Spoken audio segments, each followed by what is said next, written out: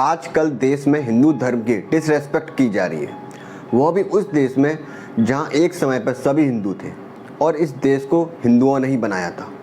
आज इस वीडियो में बताऊंगा कैसे कुछ लोग हिंदू धर्म को नहीं, भारतीय सेना और इस देश के फ्रीडम फाइटर को गाली दे रहे हैं। மிகவும் சிறப்பாக அமைந்திருக்கின்றது. சனாதன எதிர்ப்பு மாநாடு என்று போடாமல் சனாதன ஒழிப்பு மாநாடு என்று நீங்கள் कितने ही खाक हो गए, हिंदुओं को मिटाने के खा पाले कितने ही राख हो गए। उदयनिधि स्टैलिन जो कि एम.के. स्टैलिन का बेटा है, जो कि तमिलनाडु के चीफ मिनिस्टर है और इसके दादाजी भी चीफ मिनिस्टर रह चुके हैं। हाल ही में उदयनिधि स्टैलिन ने हिंदू धर्म को मलेरिया और डेंगू से कंपेयर किया और इस देश से सनातन धर्म को मिट जाना चाहिए, ऐसा स्टेटमेंट पास किया। यह स्टेटमेंट गलती से नहीं, जानबूझ के दिया गया था।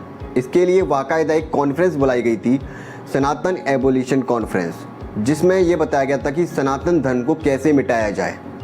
और ऐसा नहीं है कि यह पहली बार है, इससे पहले भी उदयनिधि स्टैलिन एक कंट्रोवर्शियल स्टेटमेंट दे चुका है।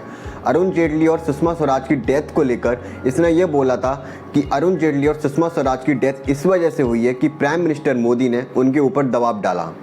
और इस स्टेटमेंट के बाद भी अरुण जेटली की डॉटर ने उदयनिधि स्टैलिन को वार्न किया कि झूठ ना बोलें और मेरे पिताजी की डिसरेस्पेक्ट ना करें। उदयनिधि स्टैलिन के पिता ने इसको तमिल मूवी में लॉन्च किया और ये वहाँ पे बुरी तरह से फ्लॉप हो गया। इसकी ख़राब एक्टिंग की वजह से ये वहाँ पे ट्रोल होता था और कुछ साल तमिल मूवी में काम करने के बाद वहाँ पे फ्लॉप होकर ये वापस घर को आ गया। और इसके बाद इसके पिता ने इसको पॉलिटिक्स में लॉन्च कर दिया। इसके पिता की खुद की सरकार थी, इसलिए उसको वहाँ पे मंत्री बना दिया और आज ये स्पोर्ट्स मिनिस्टर है। हिंदू धर्म के ऊपर कंट्रोवर्शियल स्टेटमेंट देने के बाद भी ये माफ़ी नहीं मांग रहा है और अकड़ दिखा रहा है।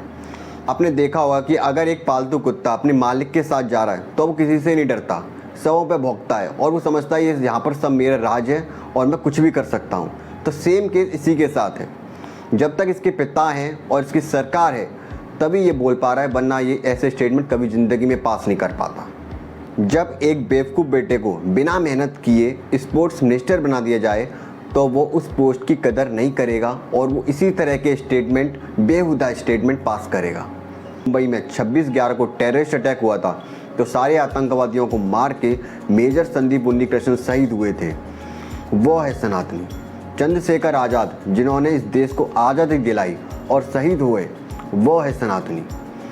कारगिल वॉर में शहीद हुए विक्रम बत्रा, वो है सनातनी।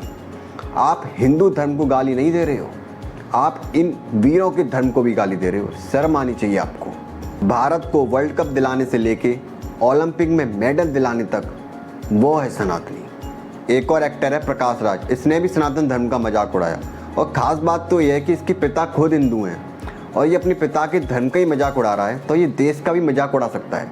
और ऐसा नहीं है, इस पे आरोप लग चुके हैं। रिसेंटली चंद्रयान 3 के लॉन्च के बाद इसरो का और चंद्रयान 3 का भी इसने मजाक उड़ाया था।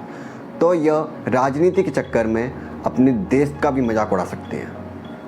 क्या आपको पता है इसने हिंदी को बॉयकॉट किया है? यह सिर्फ कन्नड़ भाषा में और इंग्लिश में लिखता है और उसी में बोलता है, लेकिन जब बारी आती है हिंदी मूवी की तो सबसे पहले लाइन में खड़ा होता है। ऐसे इंसान को दोगला कहा जाता है हमारे यहाँ पर, और इंग्लिश में हिपोक्रेट। कन्नड़ भाषा में क्या कहा जाता है वो ये खुद जानता होगा। एक बिहार के एजुकेशन मिनिस्टर हैं चंद्रशेखर, इसने रामचरितमानस को पोटेशियम साइनाइड से कंपेयर किया था और यह खुद हिंदू है। तो ये लोग राजनीति के चक्कर में अपने धर्म को गाली दे सकते हैं, अपने पिता के धर्म को गाली दे सकते हैं, भारतीय सेना में शहीद हुए जवानों के धर्म को गाली दे सकते हैं, उनके सेंटिमेंट्स हर्ट कर सकते हैं। तो ये देश के लिए भी